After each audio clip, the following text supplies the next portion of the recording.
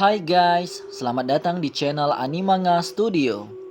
Dan di video kali ini, gua akan membahas tentang Mushoku Tensei Jobless Reincarnation. Sekarang, gua bakal bahas kelanjutan anime berdasarkan web novelnya. Di video kali ini, gua bakal merangkum web novel volume 5 part yang pertama. Video ini diperuntukkan buat kalian yang penasaran dengan kelanjutan animenya dan juga bagi kalian yang tidak cukup waktu untuk membaca web novelnya. Dan tentu saja, video ini merupakan video spoiler. Bagi yang tidak suka, gua sarankan untuk tidak menonton video ini. Oke, sebelum kita mulai, gua mau ngingetin untuk subscribe dan nyalain loncengnya supaya kalian dapat notif video terbaru. Oke, tanpa banyak bacot, langsung saja kita menuju lanjutan ceritanya. Akhirnya Rudeus dan rombongan telah sampai di kerajaan suci Milis, ibu kota Milision. Apabila dilihat melalui jalan pedang suci, terlihat sungai Nikolaus mengalir turun dari gugusan pegunungan naga biru, mengalir hingga ke kumpulan air biru yang berkilauan bernama Danau Agung. Dan di tengah danau, terdapat bangunan yang mengambang bernama Istana Putih. Apabila mengelilingi kota, Rudeus dapat melihat 7 menara besar dan daerah padang rumput yang luas di luar kota. Kota ini merupakan kota yang paling indah di dunia. Eris terdiam dan hanya terus menatap dengan mulut menganga. Sedangkan Ruijerd hanya menyipitkan matanya sembari dia melihat sekeliling. Kota Milision dibagi menjadi 4 distrik. Di utara ada distrik residensial. Ini adalah tempat untuk rumah-rumah pribadi dan juga kompleks perumahan. Di timur, ada distrik perniagaan. Ini adalah distrik di mana segala macam pedagang berkumpul. Area ini merupakan kawasan bisnis berskala dunia. Di selatan, ada distrik petualang, tempat di mana para petualang berkumpul. Berpusat di sekitar markas guild petualang. Ada segala macam toko-toko dan penginapan yang ditujukan untuk para petualang. Dan sedangkan di barat ada distrik suci, tempat di mana orang-orang gereja suci Milis tinggal. Juga, kesatria suci Milis memiliki kantor pusat mereka di distrik ini. Rudeus dan rombongan memasuki kota melalui distrik petualang. Di dekat pintu masuk kota ada penginapan dan kandang. Semua orang berbaris dengan suara keras memanggil pelanggan untuk datang ke arah mereka. Setelah meninggalkan kuda di kandang, Gis pamit untuk berpisah dari kelompok Rudeus. Rudeus dan Eris tampak sedikit sedih dengan perpisahan tersebut. Eris dengan tangan yang menyilang berteriak bahwa lain kali bila bertemu lagi, Gis harus mengajari Eris memasak. Terakhir, Gis menepuk bahu Ruijerd dan mengucapkan salam perpisahan. Tak terasa, mereka telah bersama-sama dengan Gis selama 2 bulan. Setelah perpisahan dengan Gis, Rudeus dan rekannya mencari penginapan di sekitar markas guild. Sore hari, mereka telah menemukan penginapan yang cocok dan mulai melakukan persiapan serta mengatur strategi keesokan harinya. Rudeus berencana untuk menulis surat kepada Paul dan Sylvie mengenai keadaannya yang baik-baik saja setelah diteleportasi ke benua iblis. Rudeus berharap keluarganya yang berada di desa Buena, kawasan Fedoa, tidak khawatir mengenai keadaannya sekarang. Sedangkan Eris berencana mengambil pekerjaan guild seperti misi menaklukkan goblin. Dan Ruijerd berencana untuk pergi menemui kenalannya yang juga seorang prajurit. Keesokan harinya, mereka bertiga berpisah. Rudeus pergi keluar untuk membeli kertas, pena, dan tinta untuk menulis surat seperti yang telah ia rencanakan kemarin malam. Sembari berencana untuk menyelidiki harga pasar di kerajaan suci Milis. Setelah menyelidiki harga pasar, Rudeus kembali ke penginapan sambil berpikir tentang apa yang akan ia tulis. Rudeus berjalan menuju penginapan dengan menggunakan rute yang berbeda. Dengan maksud, ia mungkin dapat menemukan hal baru di perjalanan. Saat berpikir hal tersebut, Rudeus melihat 5 orang datang ke arah Rudeus sedang terburu-buru melalui gang kecil. Rudeus melihat mereka seperti preman pinggiran kota. Orang-orang tersebut berteriak minggir kepada Rudeus, dan Rudeus pun hanya menempel pada dinding untuk memberikan jalan pada mereka. Saat mereka berpapasan, Rudeus melihat dua orang di tengah memiliki tas besar. Mereka berdua tampak sedang menjinjing tas itu. Lalu Rudeus melihat tangan kecil mencuat keluar dari tas. Kemungkinan besar ada seorang anak kecil di dalam tas itu. Rudeus dengan cepat menyimpulkan bahwa sepertinya ini adalah penculikan anak. Diam-diam, Rudeus mulai mengikuti mereka. Dengan keterampilan Rudeus, mereka tampaknya tidak mengetahui bahwa mereka sedang diikuti. Rudeus melihat mereka memasuki suatu gudang. Lokasi gudang berada di area yang teduh pada distrik petualang. Tidak ada jalan utama yang melewatinya. Satu-satunya cara untuk masuk adalah dengan menelusuri gang-gang kecil. Dengan menggunakan sihir bumi, Rudeus membuat elevator dari tanah dan memasuki gedung melalui jendela. Setelah itu, diam-diam, Rudeus berlari ke tengah dan menyembunyikan diri di suatu kotak kayu. Kemudian, mulai mengamati situasi sekitar. Rudeus tidak begitu jelas mengenai apa yang mereka bicarakan. Tapi tampaknya, mereka memiliki rekan-rekan yang berada di bar sebelah. Sedikit terdengar, mereka mengatakan sesuatu seperti, "Pekerjaan telah selesai." Rudeus akan mengamati mereka sedikit lebih lama lagi. Ketika di dalam kotak kayu tersebut, Rudeus terkejut melihat ternyata ia berada di tumpukan pakaian dalam dan tak sengaja berteriak, "Ini celana dalam." Orang-orang yang ada di gudang tersebut terkejut mendengar ada suara teriakan dari dalam kotak kayu. Rudeus sangat panik. Dengan cepat, ia memakai celana dalam di wajahnya untuk menutupi identitasnya dan keluar dari kotak kayu tersebut. Satu dari orang tersebut pergi keluar untuk memanggil rekannya di bar, dan Rudeus berhadapan dengan 4 orang di sana. Dengan cepat, Rudeus menembakkan peluru batu ke arah mereka, hingga semuanya jatuh pingsan.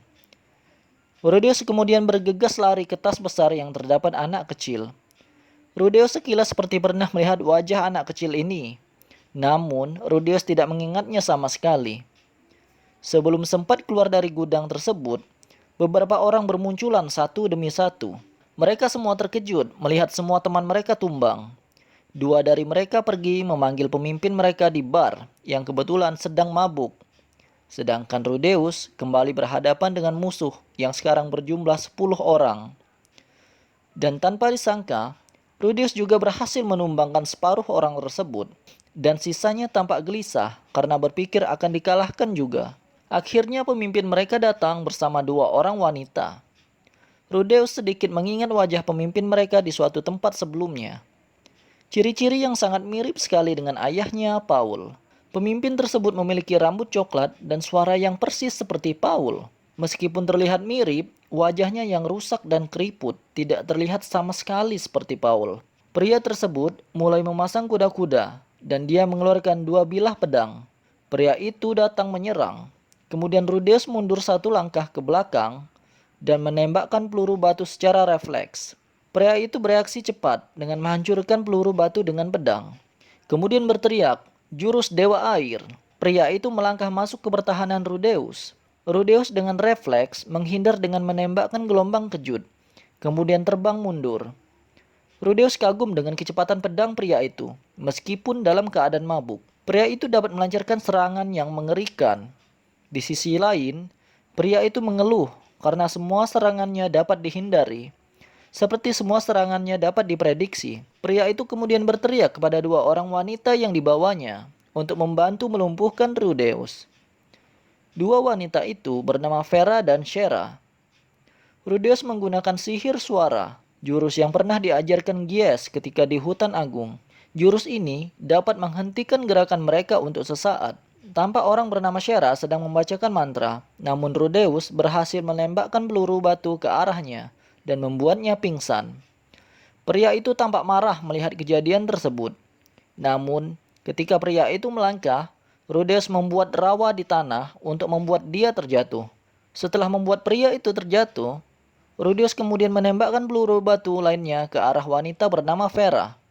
Dan akhirnya wanita itu pun pingsan. Pria itu semakin murka melihat kedua temannya pingsan. Pria itu meletakkan salah satu pedangnya kembali ke sarungnya. Kemudian dia meletakkan pedang lainnya ke dalam mulut. Mata iblis Rudeus pun memprediksi serangan selanjutnya. Pria itu akan berlari dengan tangan dan kakinya seperti gerakan seekor anjing. Kemudian melompat seperti anjing dan melakukan gerakan memutarkan tubuhnya.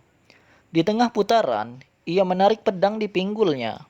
Gerakan yang sangat tajam. Rudeus berhasil menghindar, namun dengan tambahan gerakan tipuan, pria itu memberikan serangan lainnya.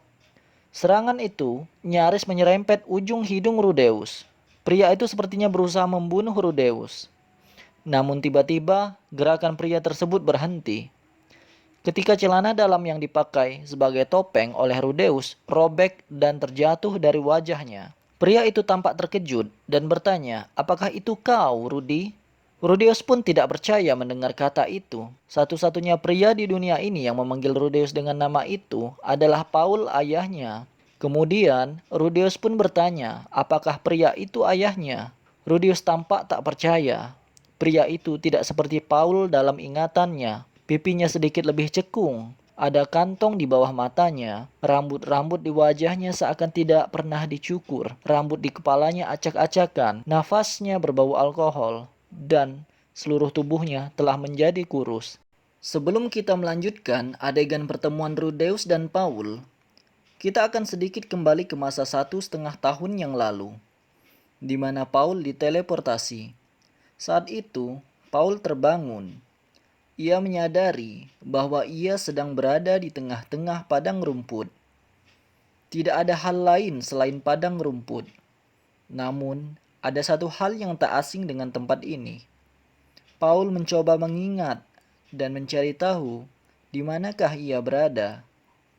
Lalu Paul teringat bahwa ini adalah bagian selatan kerajaan Asura, dekat dengan kota yang pernah ia tinggali.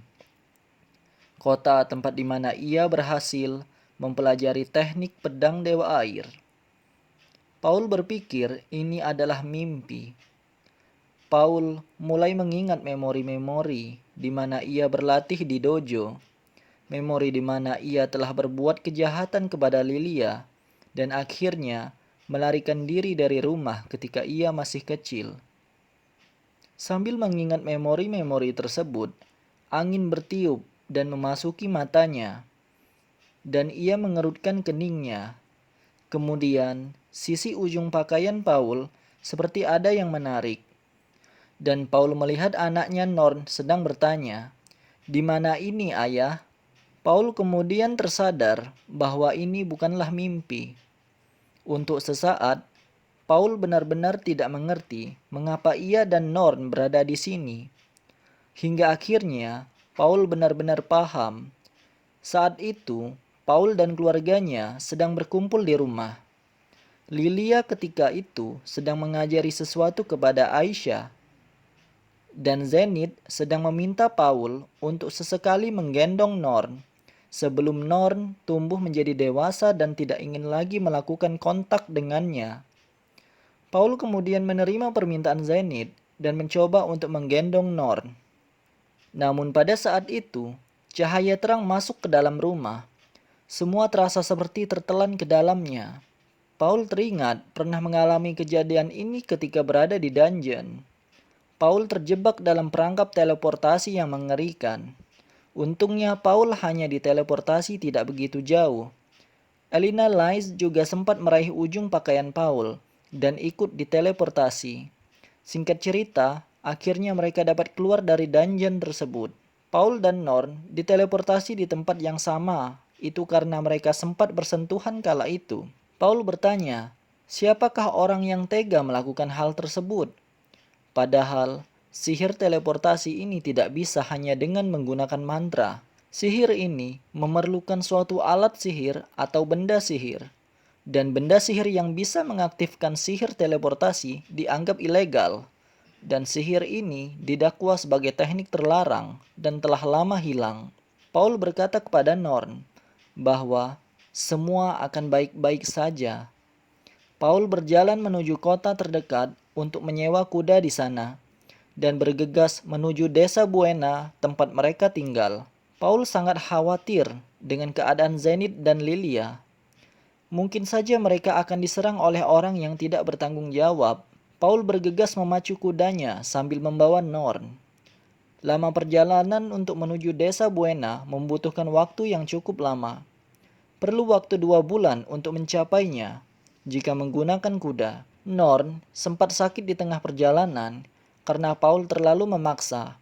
Siang dan malam, Paul terus memacu kudanya. Paul sempat membawa Norn ke tempat perawatan sebelum melanjutkan kembali perjalanan. Singkat cerita, Paul dan Norn mulai memasuki wilayah Fedoa. Sebelum menuju desa Buena, tampak seluruh wilayah Fedoa menghilang. Hanya tanah lapang dan padang rumput. Tidak ada rumah, bangunan, dan manusia sama sekali. Sambil memacu kudanya, Paul mulai terlihat putus asa. Paul tenggelam dalam kebingungan. Di manakah desa Buena yang Paul tahu? Sebenarnya, apa yang telah terjadi? Paul berkeliling. Bahkan kota Roa, tempat Rudeus mengajar pun menghilang, termasuk benteng yang mengelilinginya. Paul akhirnya menyadari kenyataan pahit ini. Semuanya telah hilang, tertelan ke dalam cahaya teleportasi. Tanpa sadar, lutut Paul terjatuh lunglai ke tanah. Paul melihat sekitar dengan tatapan kosong, dan terdengar Norn meraih ujung pakaian Paul dan memanggilnya. "Ayah, apakah kita belum sampai di rumah?" Paul pun kembali sadar dan ia memeluk Norn tanpa mengucapkan sepatah kata pun. Paul berusaha tegar. Ia mencoba berpikir tenang. Zenith adalah seorang mantan petualang, dan meskipun Lilia tidak sekuat dulu, dia masih bisa menggunakan pedang. Dan seingat Paul, Aisyah sedang bersama Lilia waktu itu. Paul berharap mereka baik-baik saja. Tampaknya bencana ini terjadi di seluruh wilayah Fedoa. Saurus dan Philip keduanya hilang.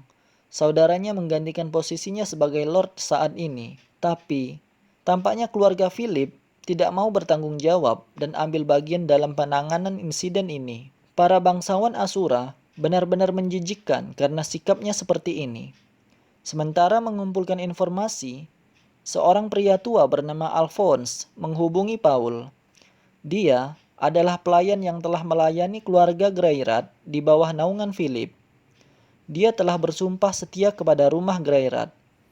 Dia telah mengorbankan harta bendanya untuk memulai pembangunan kamp-kamp pengungsian. Alphonse mengajak bekerja sama dengan Paul untuk membangun kamp pengungsian dan menyelamatkan para korban teleportasi. 1 bulan berlalu, Alphonse berhasil mendapatkan dana yang cukup untuk merekonstruksi kamp.